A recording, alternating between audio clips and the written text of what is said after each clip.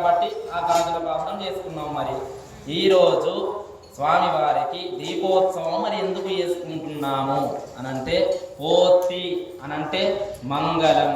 పోతి అంటే ఏంటమ్మా? మంగళం. మనం మంగళహారతి ఇస్తాం కదా.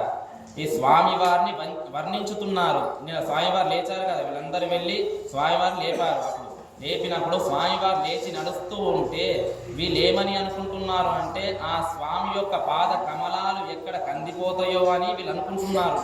ఆ పాద కమలాలు అప్పుడు వాళ్ళని వర్ణించుతున్నారు ఆ స్వామివారిని.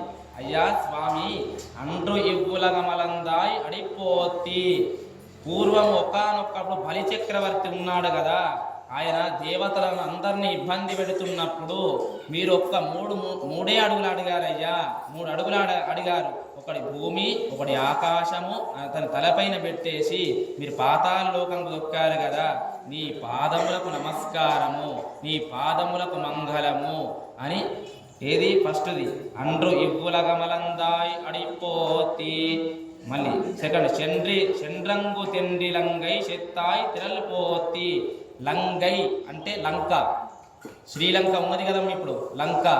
ఆ సీతమ్మను అపహరించిన రావణుణ్ణి మరి ఆ రాముడు ఏం చేశాడు అని అంటే అన్ని యుగాలలో దేవతలందరూ